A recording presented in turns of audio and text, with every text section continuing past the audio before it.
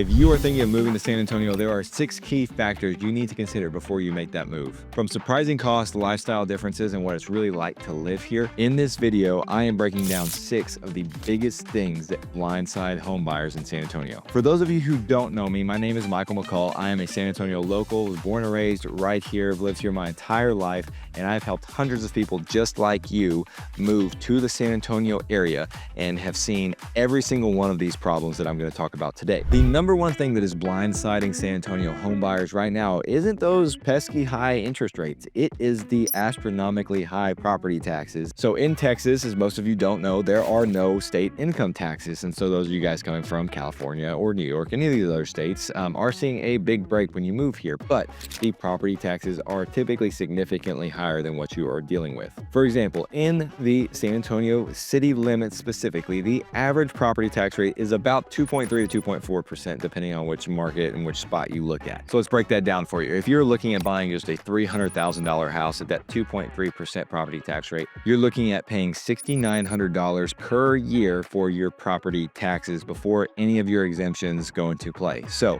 what are those exemptions that we're talking about? The homestead exemption is one that everybody gets on their primary residence. Currently, it's scheduled to increase actually at the end of the year. The current amount for your typical homestead exemption is it takes $100,000 off of your school portion of the valuation of the property taxes total. What else the homestead exemption does is it limits the amount that the property taxes can go up every single year to 10%. And again, that is one thing that they're looking to decrease down to 5% if all things go as planned. And that doesn't even consider some of the higher level exemptions, such as your disabled vet exemptions and the exemptions for those over 65, because each one of those has additional exemptions and higher exemptions compared to the typical homestead exemption. And another big negative that not a ton of people really know about, and what I've already mentioned here, is that after you buy that house, the property gets reassessed and reappraised every single year. And if the market shoots up,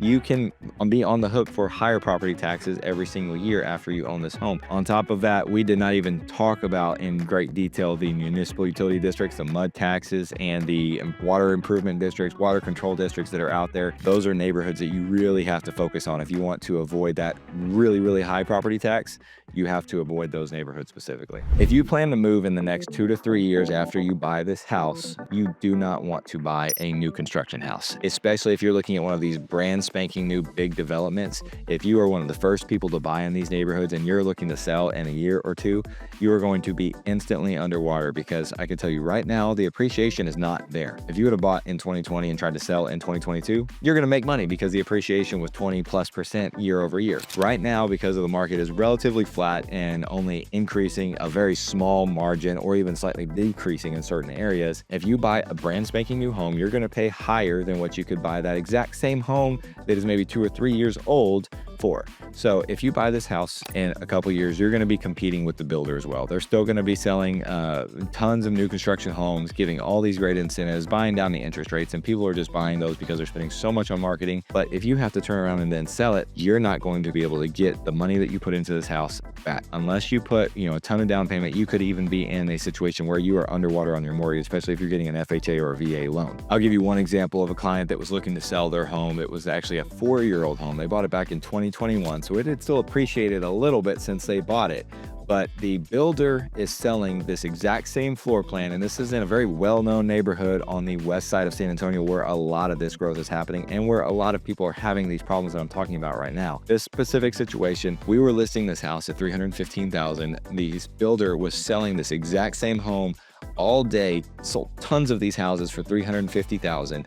My clients ended up not even selling this home. They decided to just pull it off the market because we were not getting any traction at $35,000 below what the builder was asking for their homes. And they had actually even put in some money to improve this property as well. So you can see the drastic price difference just in that one example. A great way to mitigate this, if you're working with me, I'll always ask this question to find out how long they're still building in this specific neighborhood that you're looking to buy. buy in.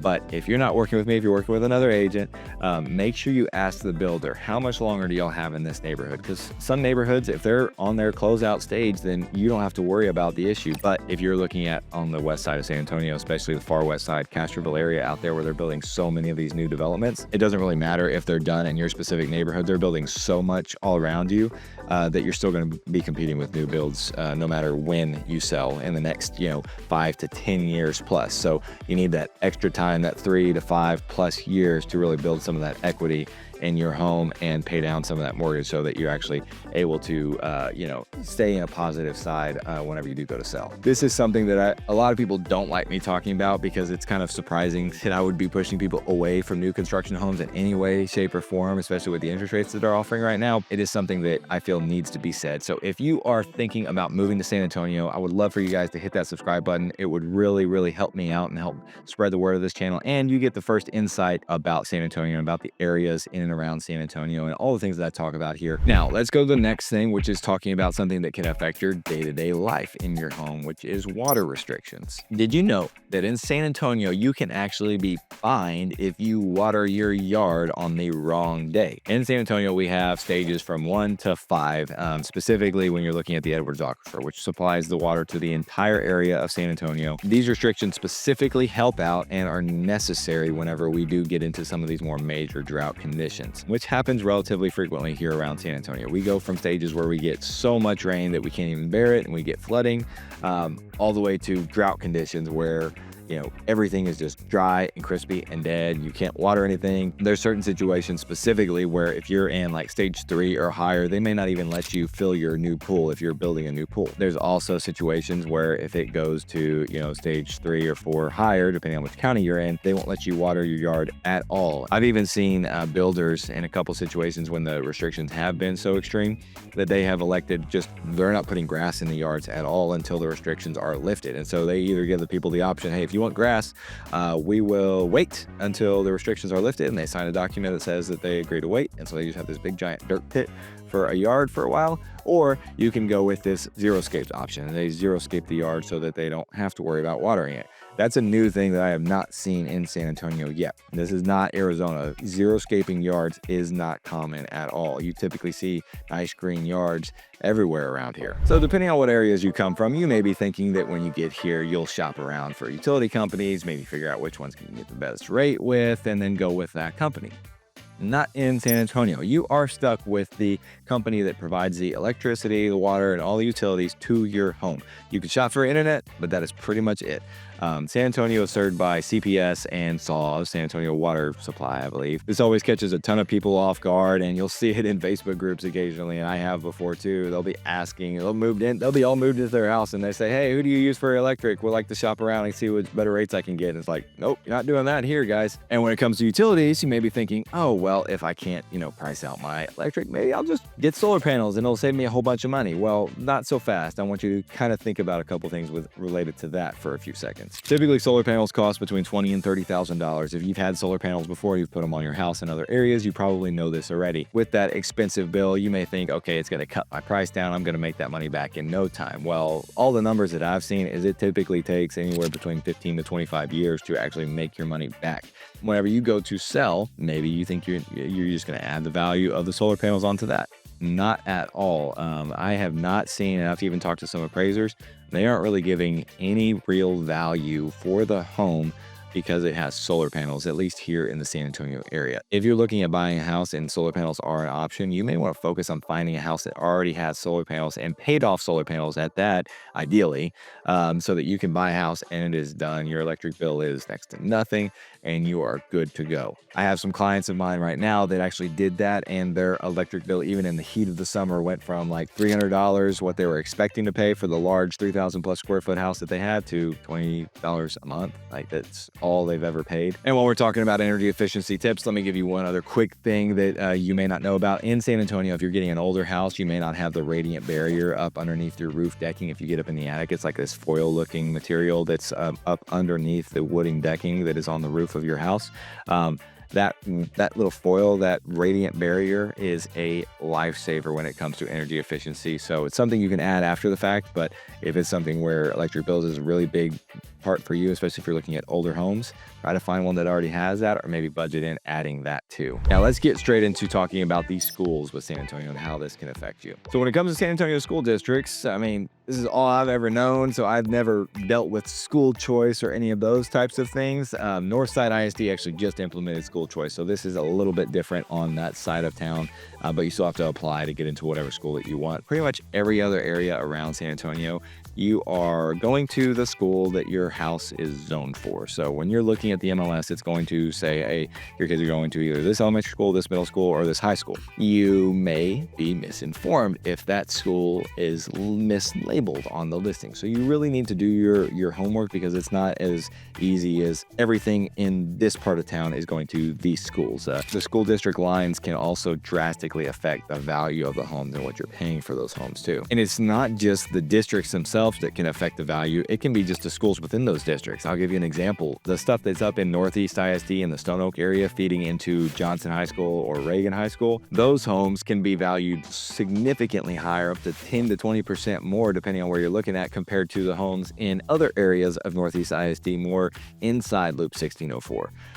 And then looking at, closer in the downtown, the stuff that's in Alamo Heights ISD, if you're looking at, Alamo Heights, Olds Park, Carroll Hills, everything that's within Alamo Heights ISD is going to be the upper echelon of price points, super high luxury price points for that area. And I know a lot of these things are really hard to find out, so make sure you stick around all the way to the end of this video, and I'll give you an exact game plan of how you can mitigate and attack each of these different issues that could potentially come up. But while we're talking about schools, let me just preface this. Look at the school rankings. Always check for yourself. Don't just go based off what somebody else says. Do your own research. It's extremely important to know that each school and each school district is perfect and the right fit for you and your family. And last but not least, let's talk about something that nobody ever really pays attention to.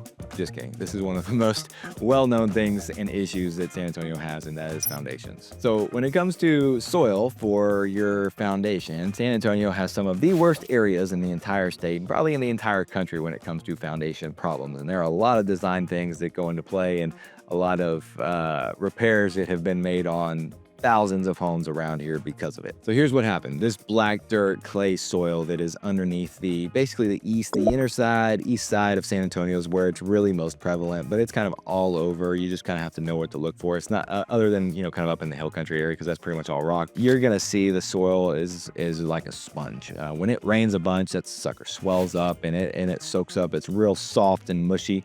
And then when it dries up, you get those big cracks that you can almost stick your hand down into. Your home's going to start to just fall with wherever the soil falls. So that causes so many issues with the homes themselves. If you start to notice doors sticking, if you see these big giant diagonal cracks across your sheetrock or at the corners of your windows or doors, or cracks across your brick on the outside of your house, if you see a crack on the side of the brick on the outside of the house and it's wider in one spot than it is in the other, major problem. Because you can imagine, like, if it's on the side of the house, you see a crack starts opening up. If it's starting to open up like this and it's wide at the top and narrow at the bottom, that means one side of your house is completely falling. And foundation problems aren't cheap to fix either. Once they are fixed, it is a more permanent solution, but it's never a fully permanent solution when you're in those areas. But a lot of these companies do give lifetime warranties with their work whenever they come in and fix those problems. And the prices can range from a simple $4,000 fix, $4,000, all the way up to $25,000, $30,000+ depending on the size of the home and the amount of work that's needed. A lot of times they'll have to go into the house and rip up the flooring, because they'll have to drill piers down through the foundation in the house. You'll have to redo all the flooring, so you got to add that cost into things. And then it just overall it can damage plumbing if it's really, really bad, especially if they lift the home. Could crack plumbing. You got to get static pressure test to make sure that there's no damage. Drain pipes in the house. There's so many things that can go wrong with it. So it's always important to make sure you know what you're getting yourself into. Any of the clients that I'm working with that are looking in these areas, because these areas are great areas. It's not like these areas are bad areas and low price areas because of the potential foundation problems. That's not the case at all. But if I see any inclination of any kind of movement, if you see these cracks, if you feel like the floor is kind of off or there's something going on, you can do a couple things. You can get a foundation company to come out and they'll measure the home for level and see where it's off in certain areas. Of course, everybody's going to always always say these people are just out to sell you, and they're always going to tell you that something's wrong. That's not the case at all. A lot of the people that I deal with, I've had go out there and they measure the home at no cost whatsoever, and they say, you know what, it's within tolerance. You're fine. Don't worry about it. If you think there's a major problem, or you know there's a major problem, spend some money and get a structural engineer to come out and actually look at the house. They are going to be the ones that tell you exactly what the main problem is of the house, and if there is a structural issue that's not just cosmetic. So spend some money, get that structural engineer's inspection to look at it if there's a major problem that you think is going to potentially be with that house. Let me tell you about a plan to make sure you're protected from all these different things. So first, when it comes to property taxes, the most common thing that I see people doing, even when I talk about it, they still don't always do it. File that homestead exemption when you move into your house. Focus on the property tax rate when you're looking at neighborhoods. If you don't want to live in an area with a mud tax, don't even look at that neighborhood. Even if you think you're going to love this house, if it's not worth paying a 2.8% property tax rate and you'd rather go to the neighborhood next door and get a 1.8% property tax rate, then do that instead. Do some homework on your end to make sure you're in those areas at the right side, the right rate, and make sure your agent, or me, if I'm your agent, helps you and talks to you about what those rates are in each area. Secondly, I mentioned this repeatedly in the second section. If you're looking at moving in 1 to 3 years after you buy this brand new home, just don't buy the brand new home. Look at a home that's either 2 or 3 years old in that neighborhood already and capitalize on a lower price for somebody that is unfortunately in a situation that you don't want to get yourself into. Pay the higher interest rate. Your interest rate is not going to make that much of a difference over a short period of time. If you're not going to keep that house long term, it doesn't matter. Just get an existing home that maybe is a newer home that you can get a better price on. Third, check the water restrictions for the county and for the area that you're looking at buying the house in. Make sure that the water restrictions haven't been bad for so long that you're not going to be able to do what you need to do for the landscaping, or that it's just going to cause issues for what you think is going to be a problem with your yard or with just living in that area in general long term, because water issues are a real thing that you have to be concerned with. Fourth, when it comes to utilities, if you want to be completely upfront and know what you're getting yourself into, have me ask the agent, and I always do it anyways, ask the agent for a full year's history of your utility bills. If you're concerned about being at the top of your budget and maybe you're getting a really big house, moving from a 1,800 square foot house to a 3,000 square foot 2-story home, and you want to know what your electric bill is going to look like, ask for the history of those, and that way you can kind of see what it's going to be like at the peak in the heat of the summer. Next, with schools, never rely on what it says on the home search websites for the schools. Always verify yourself to make sure you're in the district and feeding into the schools that you want your kids to go to. And lastly, if you are in any of these areas that you think might have some kind of issues with foundations and you're even slightly concerned about the house, get those foundation inspections done, get the structural engineer out there, and verify that you're not going to be on the hook for $20,000 or $30,000 bill as soon as you move into that house. San Antonio is an amazing place to buy a home. I would recommend it to anybody out there. I could personally say I've lived here my entire life and I've loved every second of it. Will never live anywhere else. But if you guys are looking to make a move here, would love to be your real estate agent. Again, my name is Michael McCall. I work here with the Life in San Antonio, Texas home group. So you can reach out to us at the information down below in the description. Email us. You could set up a call with us directly, a Zoom call if you prefer. Whatever is the easiest way for contact to you guys, whether you're looking at moving here in 2 days or 2 years, doesn't matter to us. Reach out. We can help you with that move and kind of help you figure out and plan for that experience and make sure it's as smooth as possible. And if you are looking for any other red flags that could potentially come up when you are buying a house here in San Antonio, take a look at this video right here. It's a good one that I did not too long ago. All right, guys. See you in the next one.